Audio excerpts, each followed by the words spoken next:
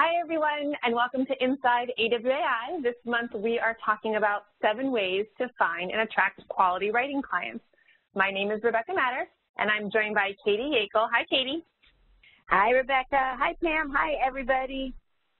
And Pam Foster, our Director of Copywriting Training. Hi, Pam. Hi. Welcome, everybody. So this is probably the topic that we are asked about the most, we hear about the most, and really is one of the biggest challenges for writers, not because there aren't clients out there. There are millions of companies and clients, but for many of us, that's hard to wrap our mind around, the whole how do you actually get to those clients? How do you find those jobs? And that's what we're going to be talking about today. Now, this, of course, assumes you have the skills, but the skills part is easy. You know, with AWAI, we have the best programs on any form of writing. If there's a way to make a good living as a writer, you can be sure that we have the program with the leading expert, and all that material is there for you to learn. So once you have the skills, it's just about finding those clients, and that's what we're going to talk about today. So our goals for this webinar, and so we'll go through all of our content, and then we will open it at the end for a Q&A, but feel free to post your questions along the way in the Q&A, as Cam pointed out. Our goals for today, though, we're going to start with setting yourself up for success. So just at the beginning, I mentioned millions of clients, literally millions of companies in the U.S. and Canada, and not even thinking about outside of those 2 areas where there are, millions more, but just in the U.S. and Canada alone, we're talking millions of companies. So really understanding what that is and how you need to set yourself up for success for figuring out the clients that you're seeking out. We'll talk about researching potential clients to show you how to actually get out there and figure out who are potential clients that are right for you and how you can find them. Then we're also going to go over some of the common questions that hang up writers when it comes to getting clients, just to knock those out. So there's about 5 that we know we'll get in the Q&A, so we're going to knock those out right away. And then we'll really jump into the 7 specific ways. And for each of the ways, we'll go into, and this is just 7 of a lot of other ways, but the 7 that we're going to cover today, we'll go over what they are and kind of best practices for getting clients through those channels. And then finally, we'll wrap up with best practices and open it up again for questions that haven't been answered at that point. So let's go ahead and jump in. Now, when it comes to getting clients, at this point of the conversation, if we were walking through a roadmap, and we have done a session that gives you the whole blueprint of making a living as a writer, but this is the getting client stage. I can't remember what step it is, but this is usually around like step 5 or 6. So at this point, we've assumed that you're already past a couple of things. You don't have to have these things done, but you're in a much better position for landing clients if you've picked your niche. So if you know what industry you want to write for, it will be easier for you to market yourself as a copywriter. You can be a generalist. You don't have to specialize, but we do recommend it. And as you're going to see, it's going to make things a lot easier for you. So if you've picked a niche, you're going to be in a much better position for landing clients. If you've identified who your ideal clients are, I'm going to show you an example of that in a minute, but if you know who you want to write for, are you wanting to write for local businesses around the corner? Are you looking to write for small companies, maybe 2 or 3 people, maybe more mid-sized, 10, 20, 30, 50 people? Are you looking to work for companies with big names and big marketing departments and creative directors and things like that? Really understanding who you're talking to really helps you customize your message and get your foot in the doors with clients. And we've covered a lot of this in past sessions, and I'm going to give you other links to resources to dig into this stuff. But knowing who you want to write for is a big part of this. Again, there's millions of companies. It's like trying to find a husband. If I tell you there are millions of people out there, you're going to have to focus in on, at least a few to figure out the perfect one for you. So we're going to show you how to do that. And then understanding what those clients want. It's really important. The local mom and pop around the corner is different than the big national outfit. It's just a different company. If you're talking to a local yoga studio versus the national chain, those clients have different wants and needs. Creating a marketing message, who are you? I am a online copywriter who writes for health supplements in the baby boomer market. What are the kinds of things that you write for? How do you represent yourself? How do you differentiate from other writers? And then finally, this last one is something that everybody should do, and that's putting up a website and LinkedIn profile. I don't give you this list to overwhelm you or to make you feel like, oh my gosh, I'm never going to be able to get clients if I have to do all this stuff. This can all be done in a day, each of these things, with the exception of maybe a website. It might take you a couple of days But in general, these are decisions, if you make them and you follow our tutorials and you follow our instruction, that you can get through quickly. And you don't have to do them, but you will be in a much better position if your house is in order, if you have these things. And here are all the resources. So the slides will be available afterwards. I just want to make sure that, I want to make sure that you're set up for success. We're going to be going over all the ways that you can get clients. But when they ask for your website, when they look you up on LinkedIn, if you don't have those things, if you don't have your marketing message crafted, it's just going to be a little bit harder to move forward to close those deals. So these are some resources. If any of those words or ideas seem overwhelming, we have step-by-step help for all of this stuff. Most of it is free. It's sessions that we've already done, and all of these links will be clickable in the playback that you'll get on Monday. So you'll get all these slides, and you'll be able to access these other content pieces. But, okay, so we've covered kind of, setting yourself up for success and the things that you're going to want to have and do just as you set yourself up to be a service provider and you set up your business. But let's just talk about for a little bit clients, like just how easy it can be to identify potential clients for you. The thing you want to think about, so let's say you picked your niche. Who are your ideal clients? And I really encourage everyone to do this exercise tonight, to sit down and say, who do I want to write for? What industry, what are things that interest me? What things do I have experience in? And we've talked a lot about how to uncover this, the right answer for you, in our Blueprint webinar that's on the AWAI, or Inside AWAI archive page. We've talked about this in the Picking Your Niche webinar that's on that same page. But figuring out who your ideal clients are makes it so much easier to land clients. Because if I know that my ideal clients are supplement manufacturers in the health industry, I can identify everybody just by going to Google. If I know that my clients are product suppliers in the pet industry, companies that sell cages and leashes and dog foods, that's very easy to identify those companies. Adventure travel companies, big industry right now with just all forms. It used to just be travel agents and things like that and tours. But now it's, adventure companies for 55 plus, the adventure companies for in your 20s, like the post-college type kids. There's so many different specialties within all of these industries. Infant safety product suppliers, right? If I want to write for people who are targeting new moms, because I understand that market as a mom myself, that would be very easy for me to identify all of the companies who sell infant safety products or companies that manufacture them, baby gates and alarm systems and video cameras and nursing bras and everything you could possibly think of, things that help babies. Just by knowing that, it makes it very easy for you to find your clients, because at that point, you can put yourself in the customer's shoes, right? So for example, let's say my ideal client are companies in the health industry. I could literally go to Google and type in alternative health newsletters. Maybe I'm someone looking for information on alternative health. I'm in the shoes of the person that the health company is targeting. Dietary supplements, free report on weight loss. I could type in those things, and the results are going to give me all the companies who are targeting that prospect, that person. So now I know exactly who all the companies are, and I can start reaching out directly. You can also, once you know your niche, you can look for associations and trade organizations. Every industry has at least one association or organization, and all of their members are usually posted on their website. If you want a list of companies that you could work for in your industry, find their association. All of the ones who are participating in the industry have the money that you're looking for. They have the marketing resources to spend on writers, newsletters and magazines in your industry, membership sites. You could search Google for best pet supply companies 16, and you will get these lists, because every industry, every organization has these awards, if you will, for who's doing the best job, and you could just get the best top 20 people in your industry. And of course, social groups on LinkedIn and things like that, doing your research. You can create a list tonight of 20 companies, 50 companies, 150 companies that you could potentially work for, and it will make your marketing so much easier. So think about it. Go back and watch some of our niche presentations. I'll have some links for you, both in this and at the end.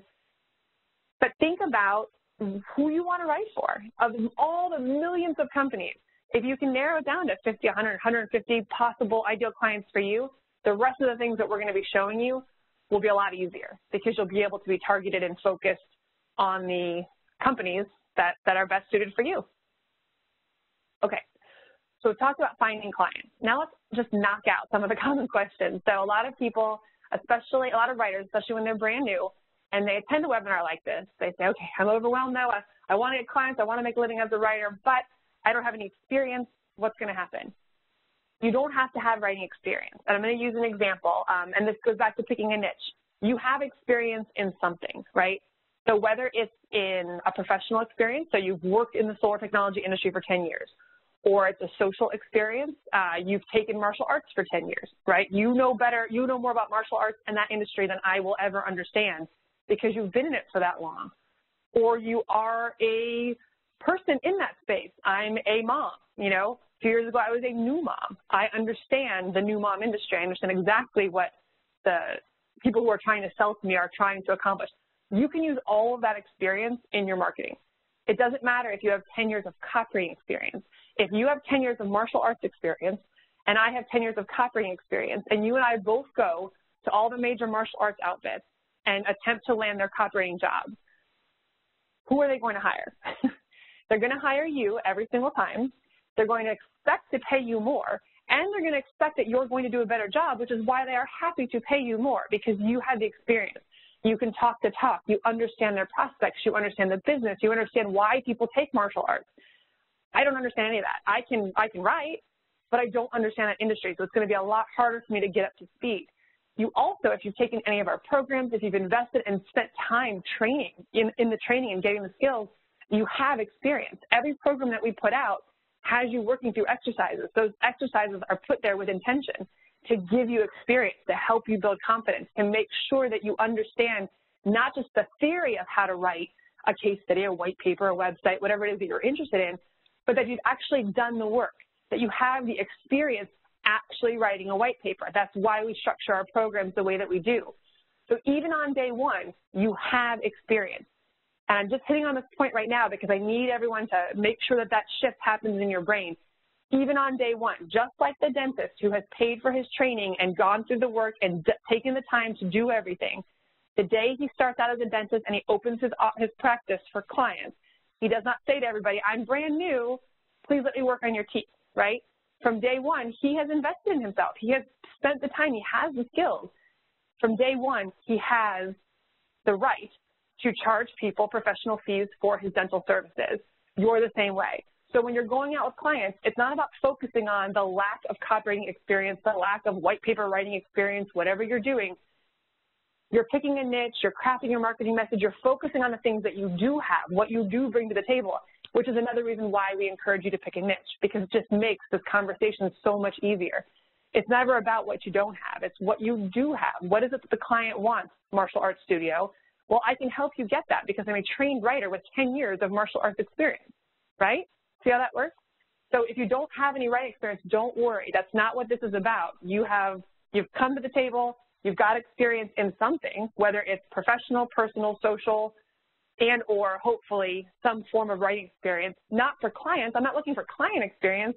I just want to know that you can do the job that you say you can do and that you know a little bit about what it is that me, the business owner, is trying to accomplish too. What am I selling? Who am I selling to?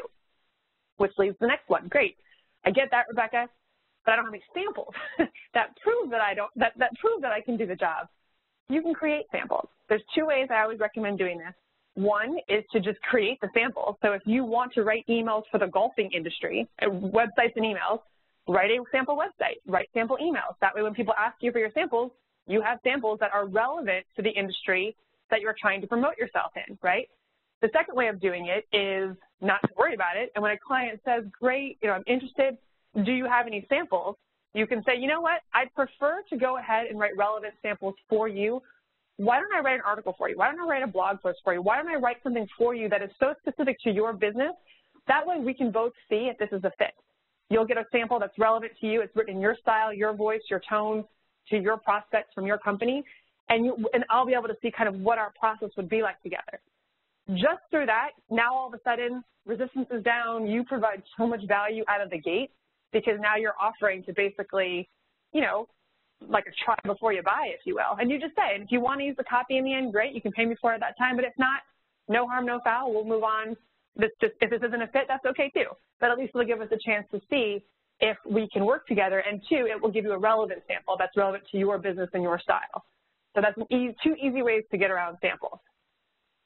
Another question we usually get in the Q&A on anything with getting clients: why do some companies only want to pay $10 for an article? Two reasons. One, because they don't value their content or their marketing. We don't want to work for those companies. And two, because there are people out there willing to do it for $10. That's not why we're here. So AWAI, our focus, if you're with us, it's because you want to make a living as a writer. And when I say make a living, it could be extra cash on the side, supplementing your income all the way up to replacing your career. It doesn't have to be, I have to make 6 figures as a writer. Wherever you are on the spectrum of how far in it. If you're just dipping your toe in right now and you just want to see, can I make a few $100 a week? Can I make a few $100 a month? Just for extra fun money, mad money, if you will, that's great. We can help you there. If you want to supplement your income, you know, Rebecca, 20 grand more a year, 10 grand more a year would really just kind of alleviate some of the pressure and, you know, allow me to save for something big in the future, whatever your goal is. That's okay. Or if you're coming in saying, Rebecca, I want to replace my career, whether it's a $40,000, $75,000, 6-figure job, that's wherever you are. AWAI, that's who we're here to service. We want to help people who understand that the service that they're providing is extremely valuable. So therefore, we want to work for companies who understand the value of that service and want to pay. They value their marketing, they value their copy and content, and therefore they value us, copywriters, and are willing to pay us well for it. So we will let the companies who want to pay $10 get $10 copy. They get what they pay for, just like we're going to let the writers who are willing to accept $10 assignments do that work, because that's okay. That's not our world. I will, one little asterisk or side note, some of these little $10 assignments, I don't want to poo-poo them because they are great for confidence building and experience. So if you decide, you know, you're like, Rebecca, I'm just not quite ready yet, I'm afraid to work with a client, I don't know what it's going to be like, then go get some of these few $10 assignments. Just think of it like practice work. Just make sure that you don't accept a big contract that takes up all of your time, because you want to have enough time to do what we're talking about today, which is marketing yourself and landing new clients. So we don't want to, if you only have 20 hours and all of a sudden you're spending 20 hours writing $10 articles, you're never going to get out of that hamster wheel, because you need the extra time to be able to take on the bigger project. So that's my only little asterisk with the $10 ones. If you lack confidence, if you want samples, if you want a little experience, you might do them. But in general, that's not where we live. That's not what we're talking about today. We're talking about real companies, real clients who value their marketing, they value their copywriters, and they expect to pay professional fees. They would never accept writing from a $10 writer, because that's not what they want. They want a content writer who's going to charge $300, $500, $1,200. They don't want $10 writer. So just, you know, mindset-wise, yes, they exist on both sides, and that's why. And finally, what about the full-time jobs on job boards that require experience and or a degree? Some companies will. This is not actually the majority. The reason this oftentimes happens, though, is that somebody in the company said, I need a copywriter. They emailed HR. HR said, fill out this form because we're going to go post it on this website. And on the website, there are these fields: degree, experience. So the person fills out, and HR just fills out they fill out the required fields. Most of these job sites require us to select a degree, require us to select how many years of experience. So they select things. It doesn't mean that they actually need it, and they may not even know that. So that's why you see that. What we are going to cover job boards, but that's only one of the 7 things that we're covering today, and we'll show you how to navigate that. But know that just because they're promoting full-time doesn't mean that they have to be full-time. There's no reason why you can't follow up with them and say, I see that you have a full-time posting, but there are greater benefits to working with me on a freelance basis, and here they are. You can present. You can always ask for the deal you want. You don't have to accept what anyone is offering really ever in life. You can always negotiate everything. So just because you see a full-time job posted doesn't mean that it has to be full-time. And it's worth, if you really want to work for that company, it's worth customizing a personal email and reaching out to them directly and explaining to them and showing them the benefit of working with you on a freelance basis. But that is the reason why a lot of job board ads are going to have degree and experience. Okay, So now we're ready to jump into the meat and potatoes of this session, the 7 ways to find and attract quality writing clients. Pam and Kate, I'm going to cover the first one, and then Pam, I'll be handing it over to you right after this one. So job boards. This is the thing that most people think about. That's why we're going to tackle it first. It is only one of many ways to find clients, but they are and can be effective. This is our job board. We have a job board called directresponsejobs.com. It is for AWAI trained writers. So if you haven't taken our accelerated program or any of our programs that come after it at that level, you don't get access to it yet, but you will once you do. The reason we do that is people who come to direct response jobs, who come to AWAI, they're looking for AWAI trained copywriters. And so this job board is specific to our copywriters, but it is free. We do not charge on either side. We don't want to be a middleman. We're not an agency. We have companies contacting us every day asking for copywriters. We know we have a lot of copywriters, and so we've created direct response jobs to have them meet in the middle and take us out of the conversation, making it more fair on both sides. So if you are a accelerated program member or anything after, make sure you're using direct response jobs. It's amazing how many success stories we get that come from this, and it's amazing how many people don't use it. so do use it. But there are tons of job boards. Just going to Google and searching writing job boards, freelance jobs, things like that, you will find tons of them. The challenge is finding the ones that are right for you. Some are free, some are paid. You know, you really want to look to see what kind of jobs are there. Some are specifically blogs.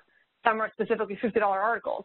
So you really have to figure out kind of where you live with all this, because you can spend a lot of time going through hundreds of job boards. So you just kind of have to, you know, there's a lot of good blog posts out there reviewing various job boards that can give you a start. But once you figure out who your ideal clients are and what you want to write, you'll be able to identify which job boards are most right for you. The key with job boards, though, is to make sure that the website has the types of clients you're interested in. If it is predominantly a blogging, let's say, job board, and you don't want to do blogging, that's not the job board for you. Don't waste your time there. That being said, when you look at those companies, let's say the companies are on there, you might go to, if they're in your industry, if they're in your niche, you might look, and even though they posted their blog lead on that site, you might go to their website and realize, hey, they actually are not just a blog. They've got emails, they have landing pages, they're selling stuff, they've got a lot more marketing, they have a very active social media community. There's more here for me. And then you just bypass the job board, go to the company directly, so you can use job boards as a research tool is what I'm saying. If people are advertising for writers on various job boards, there are likely other assignments that they're not advertising there, and then it's just up to you, and we're going to talk about reaching out to people, but putting together a proposal that makes sense for you and for them. I see you're doing these other things. I would love to help you with these things, and here's why. So you can use them as research tools. My key with job boards, though, this is the most important thing you can know. Thoroughly review the application process. Like, print it and read it a few times and follow directions to a T. We do this, and everybody that I know does this. Our application process is a test. It's a test for accuracy. It's a test for quality. We put things in there to make sure that people can follow directions, because you can't have a writer who might, you know, misread a piece of research and accidentally post something wrong, and you want to make sure that people have attention to detail. Follow directions to a T. If they say put Tabasco in the subject line, you put Tabasco in the subject line. And then finally, don't overlook the full-time postings. You know, whether you just use it as a research tool and reach out to them with your own proposal, or you decide, you know what, maybe I'm going to take a full-time career job for a couple years just to see, you know, just to get the experience. Even though we talk about the freelance life a lot when we talk about the writer's life, it doesn't have to be. Pam, who's on this webinar today, emailed me or called me a few years ago and just said, Rebecca, I feel like such a fraud. I've been working as a freelancer, and I really like working with a team. I like the flexibility of a freelancer. I don't want to be in-house, but I like being part of something. And, you know, we had a very long heart-to-heart about the writer's life to be anything you want. No one says it has to be freelance. It's okay to take a full-time job because you want to be part of a team, you know, and you can negotiate things like flexibility, but maybe a full-time job is for you. It does give you security, and again, gives you the experience, especially out of the gate, of working with a team and being exposed to higher quality writers and marketing directors and things like that. So you might not want to overlook those full-time postings. Here's a list of sample job boards. I talked about directresponsejobs.com. A lot of membership sites have job boards in them. So our Wealthy Web Writer, which is our online writing community, our B2B Writing Success has B2B opportunities. job boards oftentimes will appear in those membership sites. So if you're a member of either one of our sites, make sure that you're looking at those job boards. And then other ones, FlexJobs, Upwork, Contenta, Indeed. These are all great resources, again, both for finding jobs as well as using them as research tools for companies who hire freelancers, even if they're not advertising for the job that you want. There's no reason why you can't go and put a custom proposal, a custom email together for them, selling them on your services. All right, Tam, I'm coming over to you. Okay. Take it away. All right. So, hello, everybody.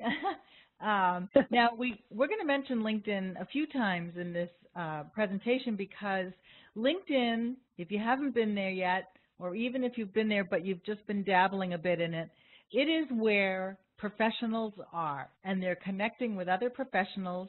And I can't tell you how many times I see people saying, hey, can you recommend a great graphic designer? Or I just did that the other day. Someone said, I keep getting graphic designer recommendations that aren't really what I need. Can you recommend anyone? And I did. And so things like that can happen for you as a copywriter. And we're going to talk about Steve Maurer for a minute because he is what I call the LinkedIn king. He has really taken every advantage of LinkedIn as a tool for him to reach out to potential clients. I happen to know that he's on this session right now. So, Steve, if you raise your hand, I might actually unmute you and have you talk to us for a second. All right. So, wait a minute. I'm going to find him because this is like impromptu live talk here. Okay, Steve. Whoops. Steve, I've unmuted you. Okay, can you hear me? I can hear you. Cool. Okay, so if you can turn your thing up just a little, but tell us about this page of yours and how you set it up and what your intention was. Well, my intention for this, a couple things. One, it targets my niche. These are the people that I want to write to. It also kind of weeds out the people that I don't want to work for. And everything on this page speaks to the experience that I have and why that's important to my potential client. Right. So I see you as an industrial manufacturing and safety copywriter, and you're the real deal because that's your day job, and you love that work, and you speak the language, and you know exactly what companies in that area, companies that are selling industrial manufacturing and safety products or services, you know exactly what makes them tick. So yes. Please tell us, I think it's the next slide. I just want to make sure. Whoops, I can't click to the next slide. Oh, there we go. Oh, let me back up then. Okay, tell us one of the stories of how you reached out to somebody and made a connection that turned into a client. Well, several of them have actually found my LinkedIn profile. One thing that really helps is it's written kind of in a conversational style, so it actually talks to them for me. And just recently, I had a fellow contact me through LinkedIn that was looking for a writer for enterprise resource software for maintenance, for plant maintenance. Mm-hmm. And so obviously we had a good conversation there. Still working on that one. But between this and my website, they both kind of a 1-2 punch. When they read this, they know exactly who I am and what I do. And right now my clients are coming about 50% from LinkedIn. Wow. And okay, I know one other strategy that you did that was awesome is you watch what people are commenting on in the feed. So some company will talk about something and you'll say, hey, that's a great idea, or you'll say something as a comment and they'll notice you and reach out to you, or you know, thank you for your comment, and then you ask them to be a connection in LinkedIn, and then you get the ball rolling for a potential client conversation, right? Absolutely. When you have your target market in mind, you can actually search out companies through LinkedIn on that and start following their news feeds. And then just wait for the opportunity to make a meaningful comment. And I've had people actually come by in less than 24 hours to see who this guy was that made that comment. And that, of course, leaves the door open for kind of a warm conversation. And eventually the whole idea is to take the conversation off of LinkedIn to a telephone call or email. Yay. Okay, so I was going to talk about this, but it's so much better coming from Steve directly. So thank you for sharing that with us, Steve. Awesome. You're welcome. Stuff. Thank you. We'll talk to you later. Okay, so I just think that's so cool because he really is working LinkedIn, and it doesn't take a lot of effort. Like he said, if you find companies you want to work for, find people who are in management in those companies, which is easy to do in LinkedIn, and then just start following them. You can just click follow this person, and when you see their comments or their posts in the feed, you can then comment on it like he did, and then it starts a relationship. Very, very cool. So again, LinkedIn is a great place to speak directly to your ideal prospect client. You want to include a real professional picture, of course, because they want to know who is this person, like Steve said. And then in your summary and your title of who you are, you want to address the key challenges, needs, and interests in there that speak to the type of client you want to work with. It's almost like a mini website, but you obviously want to have your own website too, because LinkedIn could change the way their pages look tomorrow. They control all that. So you want to also have the website that you control. But LinkedIn, there's a free version which has a lot of robust tools and everything. And then there's a small monthly fee version called the professional level, and that's where you can make more connections with people and have conversations with them and find out who's watching your website, your profile. So LinkedIn is a gold mine. So optimize your profile for people searching. Again, Steve was all about industrial manufacturing and safety. That's who he wants to work with. Then other ideas are write long-form posts on LinkedIn that are relevant to your audience. So if you learn something about web copywriting, you might say, hey, did you know let's say you're in the solar panel industry, did you know that solar panel industry how-to pages might be the most powerful way to get traffic to your website? I'm just making that up, but if you can come up with really helpful information that you post, and you use, the niche topic that you're talking about, you will get a following.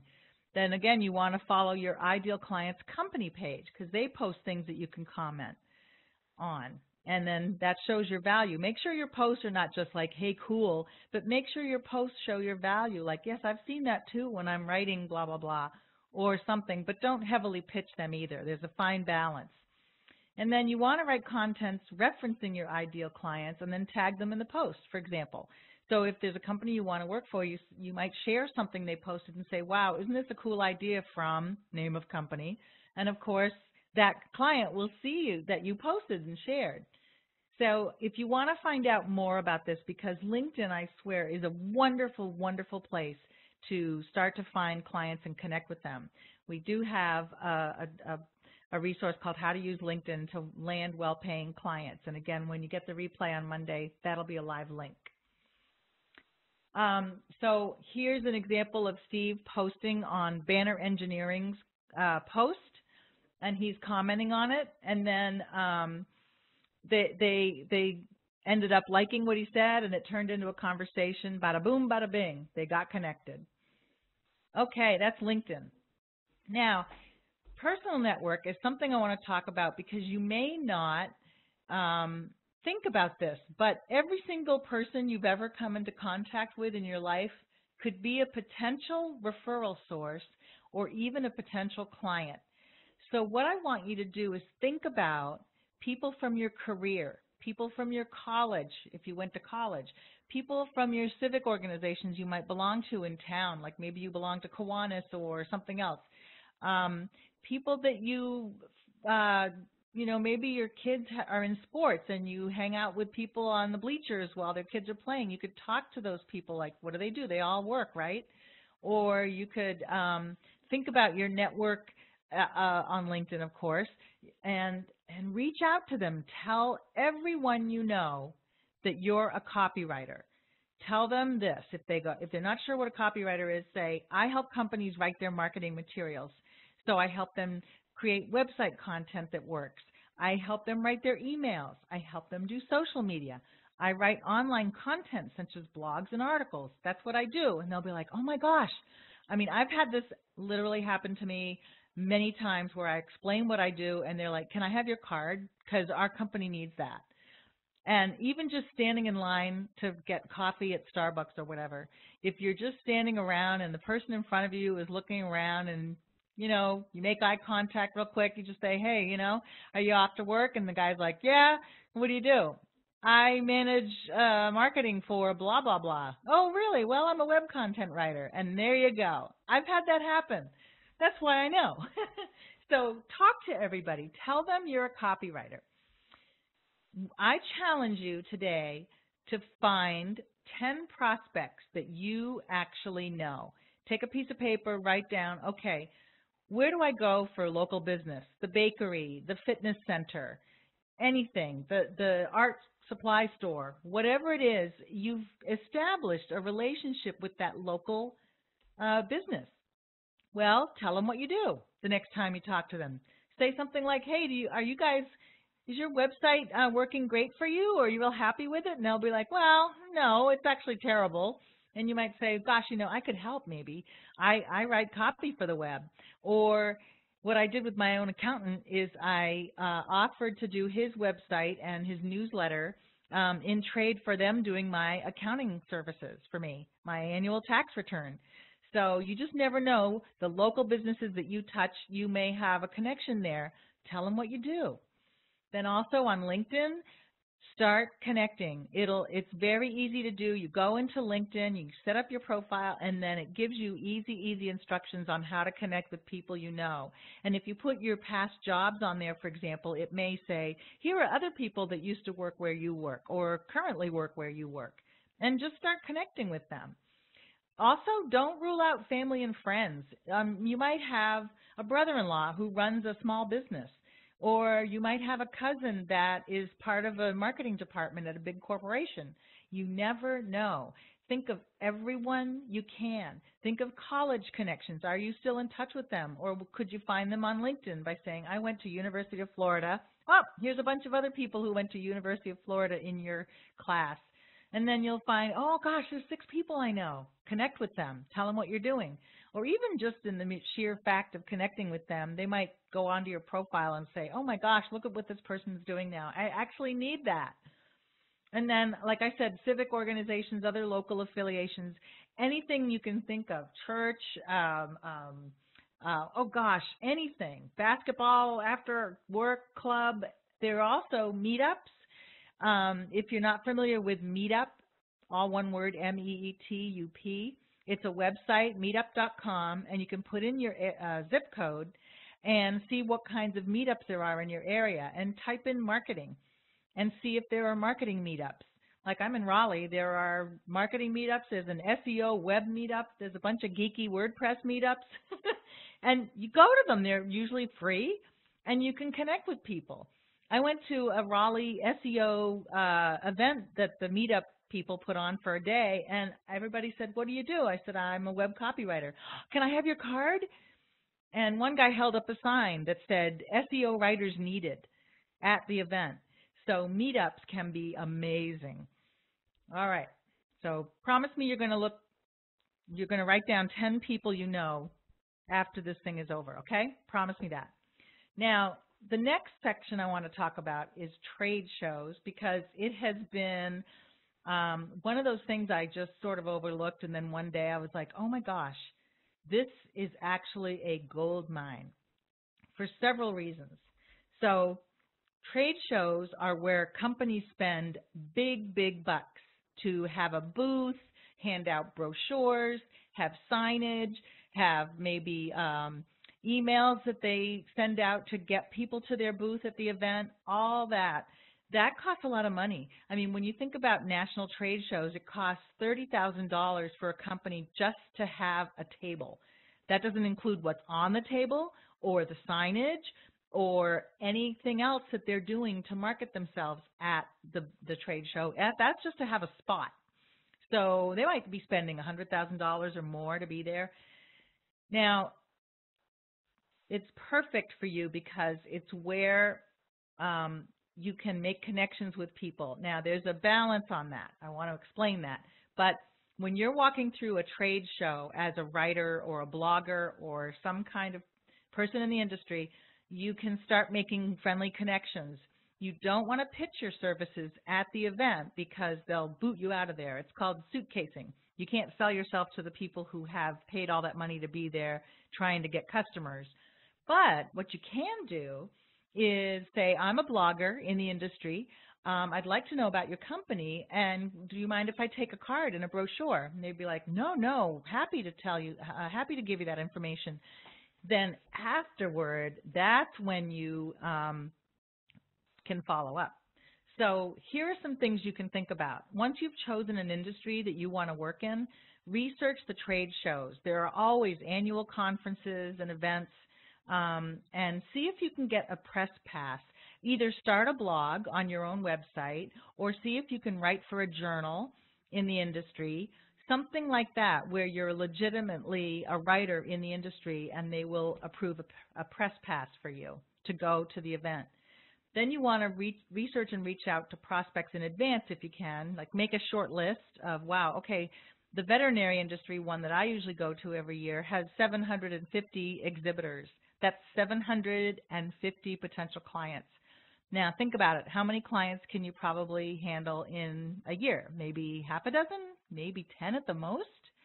So you want to handpick the companies that you feel would be really fun and interesting to work for. And then perhaps reach out to them and just say, I'm a blogger or I'm a writer for this journal, and I would love to meet you while we're at the trade show if you have time. And they may be happy to, or they may say, oh my gosh, we're going to be straight out all day, working our booth and all that stuff, and that's fine. But at least you've made a contact. Then plan to write a special report or article on marketing in your industry. And another cool idea is to write an article about the trade show. So one year I went to a veterinary trade show and I tagged along with a veterinarian who was going from booth to booth, and he was giving me his thoughts on what he was seeing, and then I wrote an article about that. And we included different products that were being launched and all kinds of different companies that we were seeing. And of course, I had to talk to the companies, so I was establishing that connection, right? And then another idea is to submit a proposal to the trade show event planner or manager to see if you can be a speaker. If you're comfortable speaking, you might get up there and talk about what makes websites work from the content point of view and other things like that. That they're always looking for interesting speakers, and marketing is always a hot topic, no matter what industry you're in. So when you're at the trade show, you've got your press badge, you're walking around on the floor, you're walking by all the booths, and here's a hint. Most of the time, trade shows are happening during conferences, so there's always a break where the trade show floor isn't very busy because people have gone off to the sessions, the learning sessions that they came for. So that's when you really can make a connection with people at the booths. Now, know again that they are there to sell product. They're there to get customers. So you don't want to waste their time. And a lot of times, the people at the booth are salespeople. They're not the marketing decision makers that you want to reach. But if you happen to have a chance, and this might be even after the fact, after you collect the cards and the info, you go back home and then you follow up and find out, you know, what's working for you in your marketing. Did you have a good trade show? Was it as successful as you hoped? What kind of challenges did you have? Where maybe do you need some help? Is your website up to speed?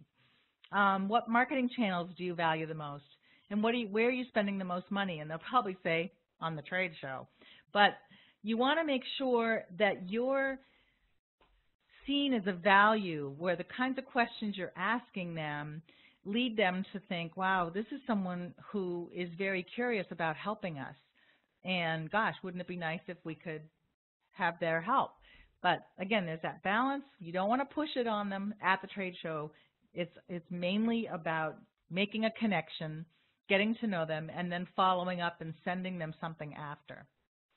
So after you meet them, you take a pile of cards home with you and you follow up and say, hey, it was so awesome. I'm that blogger that stopped by your booth, or the journalist, And would you be interested in a report that I just wrote about marketing in the industry today and what's working? And they'd be like, sure. So you send that. And then if they like it or you want to follow up, say, hey, would you like some help with your own website? And send them a proposal. No matter what, you win because you're in the audience. You're surrounded with people in the industry who are trying to get customers. That's their number one goal. And by the way, as a copywriter, you can help them achieve that goal. So that's why I love trade shows. One other final thing is I kind of skipped over is when you go to the trade show websites, usually they have a list of exhibitors. So that's where you'll find out beforehand who is going to be exhibiting there, and you can make a short list by, oh gosh, the veterinary one is just, it's 750 companies. You can just scroll through, and usually they have links to the company website. So it's just so much fun to go prospecting there. I get excited about it, you can tell. All righty. So again, you make connections with people who have money to spend. These are people who ponied up $30,000, $100,000, who knows? So they value marketing. You know exactly what they need because you've walked the walk with them on the floor. You see what customers are responding to, or you see where maybe their messages are lame. And you have loads of great content to publish on your website, your blog, a report that you create, something you can send as a follow-up in an email. Wonderful, wonderful way to go. All righty. So that's my part, and it's going over to Katie now, right? Yes. All right. So I'm going to pass the baton to you. Thank you, Pam. Hi, everybody. So I hope everybody has notepads out and has all their marching orders. What you've learned so far really is enough to start any career. And it's the thing that I love about all of these things that we're talking about is it really puts you in control. I always tell new writers that, you're running your business. You're running a copywriting business. And marketing is a key part of any business. And knowing that you have these opportunities in your back pocket. Now, nobody's going to do all of these, but knowing that you have these available to you, it puts you in control of how you grow your business. And I want to just instill how important it is to have that mindset, to know that you really are in control of this. Now, the specific one that we're talking about, cold calling, I'm going to call it warm calling because for so many people, cold calling gives them the heebie-jeebies. It's not something that a lot of people, or, some people like to do. Other people thrive. Other people love it, and it's where they really shine. But I think there's a way of making this process more efficient and, again, giving you more control over how successful you can be that can put it in a different light. And another thing, these practices help you in any kind of conversations that you're going to be having, because any type of once you have that first contact with a client, sometimes relationships are all over email, but a lot of times there are phone calls involved too. And I just think that what we're going to talk about right here are good practices for developing phone relationships with either potential clients or clients in general. So first of all, like all of these things, any type of time or energy you're going to put into building your business, into finding and attracting quality clients, you want to be sure that it's the most efficient use of your time. And the way you do that is through research. You want to be sure that you are finding the companies that are most suitable for your needs, for what you want, for how you want to grow your business. So that means deciding, are you going to start local? Are you going to be, it doesn't not matter where they're located, what size, what industry, what culture, all of those things, you can decide what it is that you want and find the company that fits those criteria. But it all starts with doing research. Then once you find the companies that you get excited about, then you have to dig in and research even further. Get on their mailing list, buy something from them, see what the customer experience is. Because all of these actions are going to help you come up with ideas for them, are going to help you better the way that they grow their business. And having that type of insight is very valuable and will set you aside. You also want to research what type of marketing they do. You want to be sure you're on all their mailing lists, that you're reading their emails, that you're reading their website, all the pages, because that's the gold. That's where you're going to find the nuggets and the ideas of how you can help them solve their problem, because that's what you're going to be offering them to do. You're going to be offering to solve problems for them. So once you've done that big research, then you want to narrow it down to find out who you should actually contact within the organization. And you want to talk to decision makers. Pam brought this up as well too. And for the people that hire copywriters in a business are typically marketing directors, creative directors, it could be publishers, it could be the president, it could be the market, depending on the size and the structure. But you can find that out typically from their website, if they have a staff page or have any kind of details there. Call. If it's a company that has a receptionist, you can certainly call and say, hey, who in your organization hires copywriters? Or I'm a writer, I'd love to work for you guys. Who do you recommend that I talk to?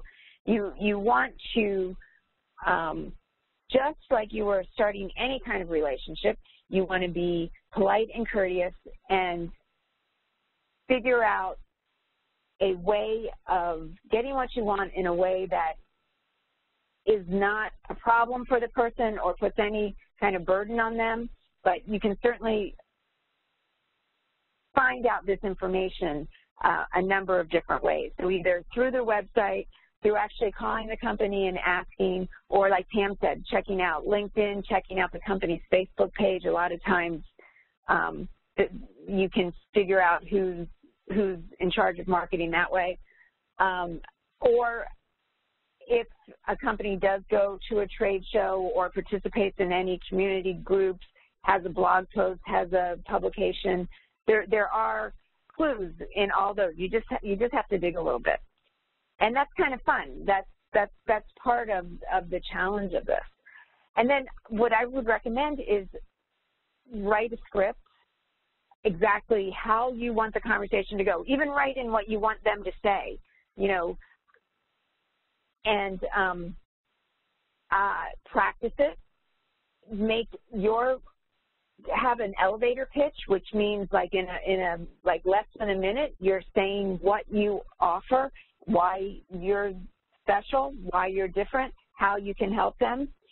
Practice it, get really comfortable, say it in front of the mirror, but then toss it away, because the last thing you want, when you do get through to the person you want to talk to, is to sound like you're reading from a script. So you make the phone call, you get connected, you say, hey, I'd love to write for you. I have an idea. Can I send it to you? And you want to be sure and get a response that allows them not to procrastinate, because that's what we do. That's what marketers do. Everybody's very busy. We have lots of things, and it's always kind of what's top in mind. So I'd love to send you an idea I have. Can I have your email? Okay, great. I'll have it to you by Monday, or whatever day it is. Throughout this process, it's very important to stay positive, you will probably get no's, but it's all about that one yes. And with cold calling, I personally don't think the phone call is the last thing. The phone call is the first thing. And then I think it's really much more efficient and professional to then follow up with email and try to continue the relationship that way. Here's an example of a script. So you, the writer, this is trying to find out who hires within the organization. So you're calling you first call it to the receptionist. Can you tell me who hires copywriters? Receptionist says, you know what, it's Jackie in marketing. Thank you so much. How can I reach Jackie? She'll either give you a phone number or an email. When you, then the next step is you reach out to Jackie and say, you know, I was talking to Barb the other day, and she told me I should reach out to you about copywriting. I'm a freelance writer who. Now, that by taking those steps, by getting a referral, even through this way, it does open the door just that little bit to get the conversation started.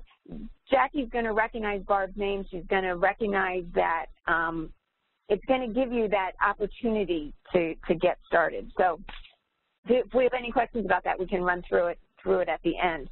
But this is one way of getting noticed, getting the opportunity to be heard by the potential marketers. There's lots of other ways as well too, but this is one path of doing it. I mentioned email, and I do think that email is part of anything that you do. If you come to job fair and you're meeting our marketers here, the most important thing you can do is follow up with email. If you meet somebody at Starbucks, like Pam was saying, and you get their information, the most important thing you can do is follow up with an email. Now, these emails should be short. They should be benefit-oriented. They should be examples of the copywriting that you're learning how to do. They should, you know, think about the prospect, think about what you can do for them, and make them an offer that they really can't refuse. So if you're doing email prospecting, once you've done the research and you've found the companies that you're interested in writing for, let's say you're interested in alternative health. Well, you know, there are thousands and thousands of companies within alternative health. You could go the supplement route. You could go the publishing route. You could go the service provider route. You know, whatever that is, narrow that down. Go through your criteria of the types of companies that you want to write for, the size, the messaging, the things that you really believe in. So let's say from 1,000 you get it down to 50 that are your top choices. The one thing you don't want to do is send out a mass email to all 50 of those. This is so worth it to take the time to personalize and write a custom email to each of these 50 marketers or hiring folks. Find out something about their company that is going to matter to them, that you bring a solution for. The important thing is just to establish a connection, get started, keep it short, and then follow up. That's the thing. Bob Bly today still sent, and you know, he's been copywriting for 50 years, or 40 years. He still, every once in a while, I still get emails from him with useful articles or something that he knows is important to me, that's important to AWAI. And it always just keeps him, I'm always so appreciative of it. And, you know, Bob's always pretty booked and he certainly doesn't need the business, but it always puts him at the top of the list of when I'm thinking about, oh, who do I need for my next project? This is something that everybody can do, especially if you have some insights or appreciation or involvement in a particular industry. So Again, the idea with all of these ideas that we're talking about is to find out a way how you can make it personal, how you can make it effective, and most of all, how you can show that you have a solution for a problem that they have, that you are going to help them grow their business in some way. With prospecting, if it's cold calling, if it's emails, if it's any of these things that we're talking about, you're not necessarily trying to close a deal right there in those first few conversations. It's all about relationship building. You want them to think about you when they need a writer.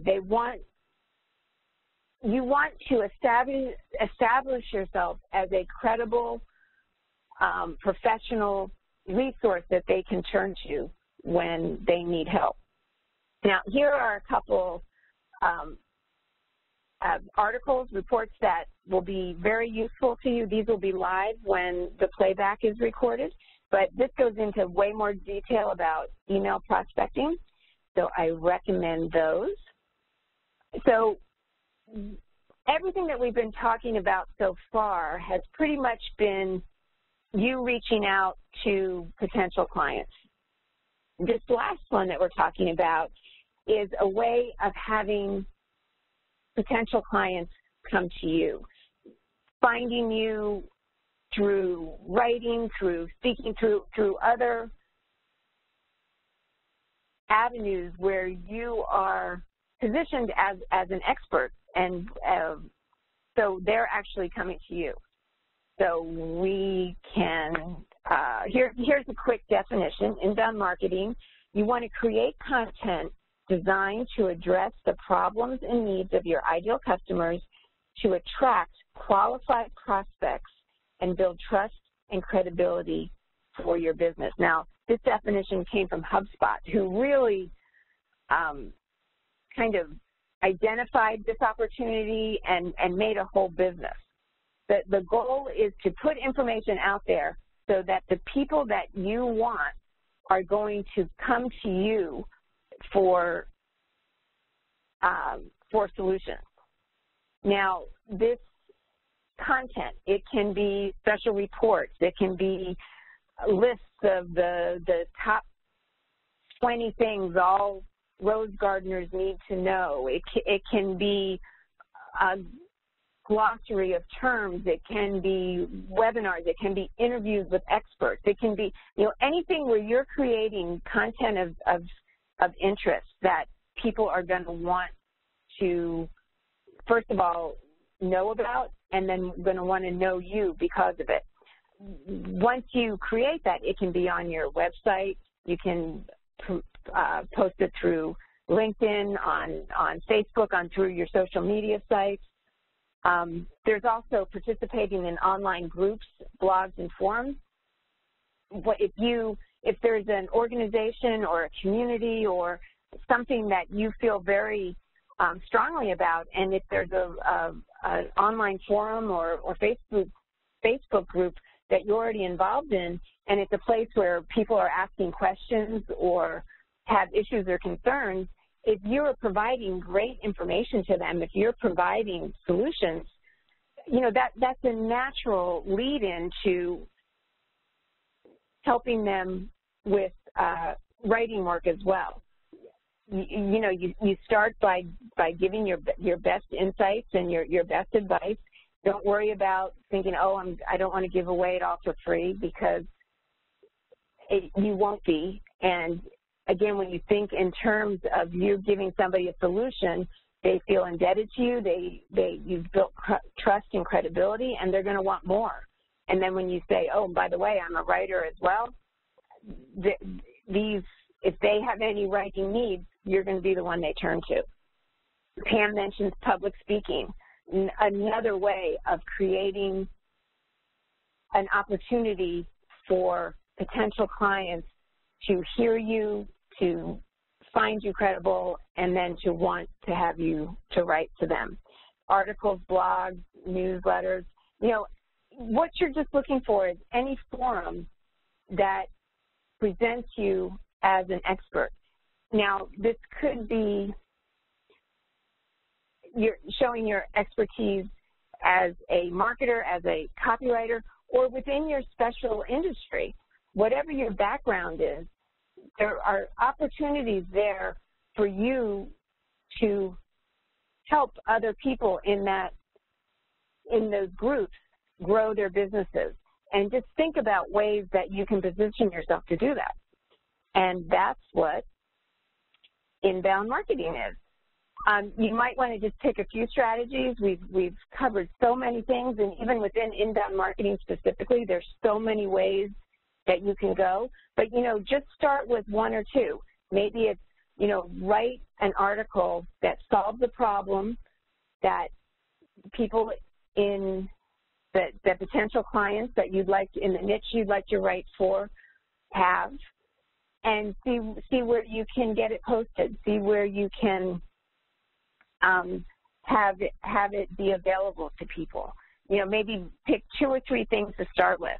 Maybe there's, like I said, some expert or guru or somebody that's just written a book in your field. You be the one to interview them. Have them post it maybe on their site, you post it on your site, and you'll see that people will start coming in, and it will slowly build some momentum. Whatever, in any of these areas that we're talking about, but particularly within this inbound marketing, if you decide you're going to write a newsletter and it's going to be published every month, be consistent. If you're going to be a voice on one of these forums or groups, you know, don't come and go. You know, make a commitment. Be consistent. Whatever the activity is, make sure it's something that becomes part of your routine. So that's all part of building the credibility that you want to. You know, with all of these, all 7 of these, since you're running a business, you want to be sure that your activities are as efficient as possible. And that means really looking at each, you know, giving everything an ROI, a return on investment. An investment is your time and your money. If one of any of these activities does great for you, well, put more of your time into that and not so much into the others. Really be thinking strategically about anything you do when it comes to growing your business. That goes across the board. You do want to, particularly with inbound leads, with inbound marketing, if there are companies coming to you, you want to have a system in place to qualify them, to be sure that they are the companies that you want to write for and that they understand what you're bringing to the table. But once you get going, you'll figure out how to do that. If this excites you, and I think that this is something that everybody should be doing in conjunction to any of the other techniques that we've talked about, I do recommend reading this article, 5 Ways to Get Clients to Come to You. Again, the link will be posted. So now we're going to talk about best practices for landing quality clients. I'm going to bring Rebecca and Pam back on, and then we'll answer any remaining questions. I'm just going to jump in here first and go over best practices for any business, you know, not just copywriting. You know, in life, really, you know, first impressions are critical. So you want to be prepared. You want to be put together. You want to be aware of the other person. I think that's such an important thing in any type of relationship, is being aware of what their wants and needs are and respectful of their time. You know, I think that's a great place to start. You want to be polite, like I said, professional, and patient. These things don't necessarily happen as quickly as we want them to, but then you know, it's when it rains, it pours. It's always that that type of situation. But you are developing a relationship, and that does take time, and it needs to be cultivated. Have finding clients part of your daily routine. Putting the time and energy. This is like a workout routine. This is, you know, like any skill you want to build, any muscles you want to build. You have to work at it every single day, and that's how it will come to fruition. Here are some additional resources that I can't recommend highly enough. They're all available to you, and I hope you'll take some time to look over these. But in the meantime, Rebecca, let's start with you of any best practices you'd like to add. I think the patience one is key. The chance of somebody contacting me today and me having the exact project that they're hoping to land today is really rare. But do follow up, because you never know. It might be next week. It might be 6 months from now. Mindy McCourse tells a story about boot camp where she went to job fair and she networked and got all these contacts, and it was like 6 months, but then all of a sudden everybody came at one time. So your job with all of this with getting clients is to make those connections and just think about it that way. Take the pressure off yourself. Just find a relevant connection. If there's a company that you really want to get into, another thing is to go to LinkedIn and see if you know somebody. You never know, like, you know, all of our friends are friends of friends. There might be somebody. If you really want to work for company ABC, look in your connections. You might have somebody who can make a recommendation or can make a referral or get you in the door, but your job with that first connection is just to make a connection. Just to say, hey, I'm out here and I'd like to help you. And you know, so the more personal the messaging is, you don't want to use templates. I get at least 10 emails a day from people who it's a template and I just delete it. The minute I open it, I don't even read it because the email's not to me. So why would I read it, right? I know that it's being sent out to everybody, but you know, the people who get me to read it, it's a very personal email to me. So the more, if you just think about that your job is to make a connection with all of this stuff, let that be your first point of contact, that first thing that you put out there, and then follow up. They'll tell you if they want you to stop. If they want you to go away, I will say, don't contact me again. So don't worry about that. Don't feel like you're bothering anybody. At the same time, be polite. You know, don't be annoying, like, do you have any work for me? Do you have any work for me? Do you have any work for me? Like, really think about a connection, like a real person that you're talking to. Hey, Rebecca, I'm just checking up on this project. You know, you had said that you'd be interested in doing something like this, that you'd be doing something like this. I'm looking to see if now's a good time. Or, hey, Rebecca, I found, you know, we're talking about that social media project. I just found this article on Instagram that said, I thought it'd be of interest to you. Let me know when you're ready to work on that project. You know, there's ways of following up in a very professional and polite way, but keep following up because you never know. I may have the best of intentions of wanting to work with you, and it's just that other things keep getting to the top of my priority list. So don't let it get you down. And then my final thing is, you never know when the yes is coming, right? So it might take you 100 times on job boards. It might take you 100 LinkedIn connections. It might take you 100 emails or whatever the thing is, but you don't know. 101 might be the yes. And so if you were to stop at 100, you would have never hit the yes. 102 could also be a yes. So the minute you get a yes, make the next call, send out the next email, apply for the next thing, and keep going. Don't allow one bite on one line to stop your marketing activities. You always want to keep going because the more yeses you get, the more opportunities you get, the more choices you have, the more flexibility you have to release clients, to go after bigger opportunities. So just keep on, once you get used to this, just keep on marketing. Just like learning, it's never going to stop. So be polite, be patient, keep going, keep following up. And again, when you start getting the yeses, keep going at that point because that's when the momentum starts. And you might have a lot of yeses right after that. That's great. Pam, how about you? Any final words here? Well, I was just going to piggyback what you guys said about keep going. I know that there have been times when copywriters have that peaks and valleys kind of thing. Like they get a couple of projects, so they focus all their attention on that, and they forget to market. And then when those big projects are done, they're like, uh-oh, I don't have another project in the pipeline because I forgot to keep marketing. So not only do you want to keep going because you never know when someone will say yes, but you want to keep going so you always have a pipeline even when you're busy. And the worst case scenario would be that you get too busy and maybe you have to farm it out to a colleague who's also a copywriter. You can partner up together or something like that, but you never want to be at a point where you're just stopping your marketing, because a dry spell could come and that would be really hard on you. So just keep it going. Great.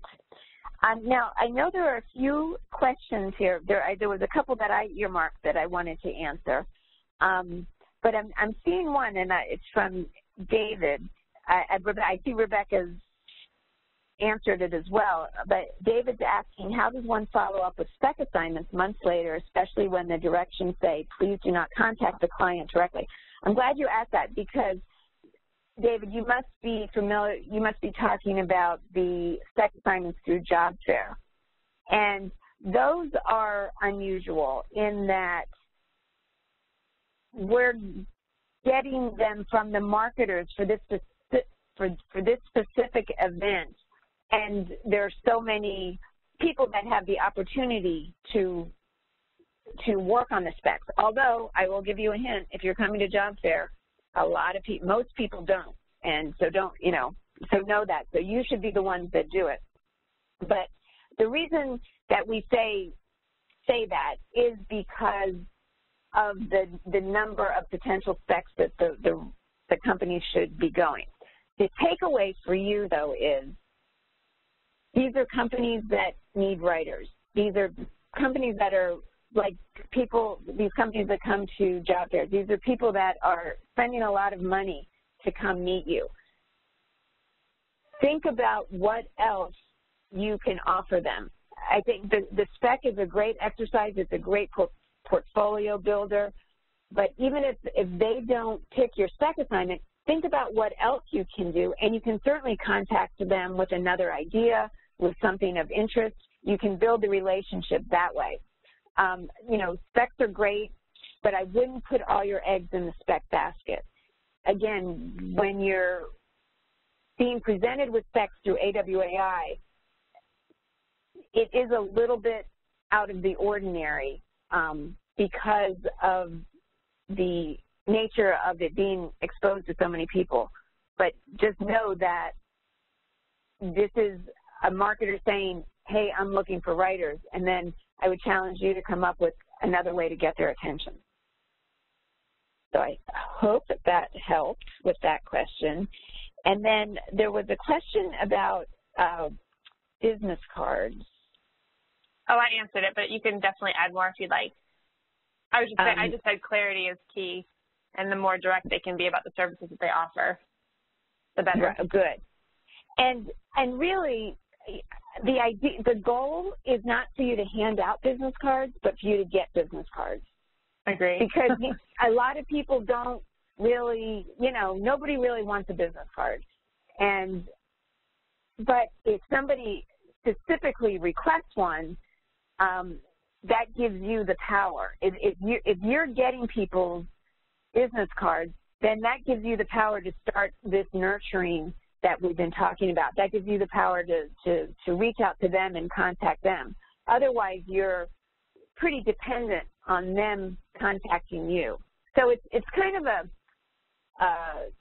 I don't know, two-edged, I don't know what it is. It's this nebulous thing. You should have business cards in case anybody asks you for one, because if somebody asks you for one, you certainly want to be giving it to, give it to them. But you always want to be sure that you're getting their contact information as well, or that you're asking for the cards so that you can follow up. And really, you want to send people to a website, because that's where they'll be able to learn so much more about you than just from a simple business card, and see writing samples and all of that. And just think about like the whole driver's seat. You want to be in the driver's seat. You don't want to leave it up to them to follow up with you. Then you're sitting there waiting for their phone call. You'd rather be able to reach out to them whenever you want, whenever you have that great idea. So to me, it's just being in the driver's seat and being able to take control as opposed to relying on somebody else. Yes. Were there any other questions that we haven't answered yet? I see one about a spreadsheet to keep track of potential clients, and I think that's a great idea. Katie or Rebecca, I don't know if AWAI We has don't. a specific I just client wrote that we should include one in our essential business templates. Yeah. Yeah, I love really, there's so many great ways. I mean, if you just Google different ways of, prospecting, there are tools too where you can genuinely like send the emails through it and it keeps track for you, things like Salesforce. But I will see what's out there, and I've put it on the list for our Essential Business Templates program because I think that's a good idea. All right, I'm looking. Neil is talking about he's part of a Toastmasters club. I'm just reading this. Yeah, I think that's a great and he's asking if that's a good networking opportunity. Pam saying yes. Yeah, people that go to Toastmasters are typically going there to improve their professional skills. So, yeah, any of those kind of groups, even hobbies. If you're, in a painting class, you just don't know who else is in there. And if it's a way of, here's another thing that we just don't touch on enough, and it really is the start of all these conversations. What you're learning through AWAI, the persuasion skills, these fundamentals of communicating effectively, help everybody. So whenever you have the opportunity to enlighten people, really, to share some of the persuasion skills that you have, when you have the opportunity to do that, you should take advantage of it, because most people have businesses or are involved in some kind of businesses, and these businesses need to grow, and the way they grow is through communication. And so wherever you have the opportunity to show that you understand how this process works, if it's helping the groups that you're involved with grow, and then helping their members grow, and it goes on and on. Those are ways that you should be thinking. These are really strategic ways of establishing yourself as an expert. And you have our blessing to spread the word.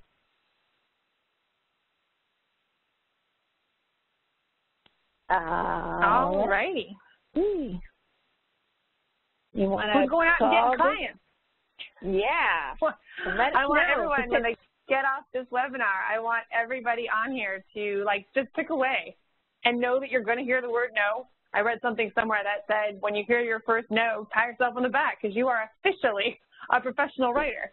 Unless you are putting yourself out there, it's really just a hobby that you're doing at home. So the minute you start doing, and it gets easier. I promise, getting clients feels so overwhelming at first because it's such an unknown, and it just feels awkward if you haven't done it before. And but you kind of have to let go of all the old ways of applying for a job. So that's the first thing. That's why we covered job boards. You go to a job board and you apply.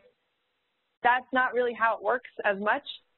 Job boards are good for, again, prospecting and figuring out what companies are hiring writers, so you can use that as a research tool, but it's only one of many ways. The more you're in the driver's seat deciding who you want to write for, and getting out there, and like Pam was talking about trade shows, such a huge opportunity. Find the trade shows in your industry and get there. You're in a room with hundreds of people who've spent a ton of money on their marketing. And so those are the exact right people that you want to be around. But just kind of figure out what you want to do, what feels good to you. Joshua Boswell, one of our getting clients experts and a former AWAI student, says that the best method for getting clients is the one that you're actually going to do. Because if you don't feel comfortable cold calling, then don't cold call. There's so many ways. Just pick the ones that feel good. But I just encourage everyone, pick away, right? And spend all next week doing it. So let's say you're going to pick job boards. Great. Spend all next week just trying. Just trying on job boards. Pick all next week LinkedIn. Follow Steve Maurer. We gave you a good resource there on that page of things you can try. Just try. Just get out there. It's going to feel good. It will become more natural, and you'll be more willing and open to trying more ways to land clients. But again, there are millions of companies out there who need your services, who value your services. It's just a matter of weeding through them and figuring out the right matches. Again, it's like getting married.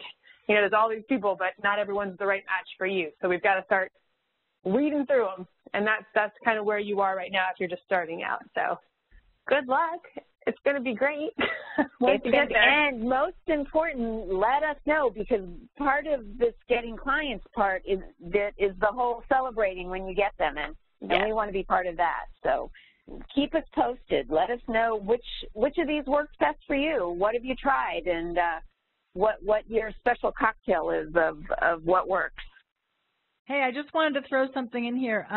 When we were talking about getting into trade shows, I just noticed a message about I'm an engineer and it's almost impossible to get into those.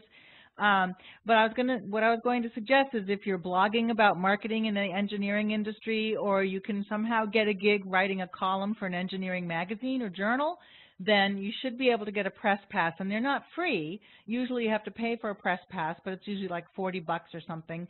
But that's usually the way in, because most of the time they'll allow press or journalists or bloggers in. And if they don't, well, you can still maybe find the list of exhibitors on the website, possibly, and just go direct.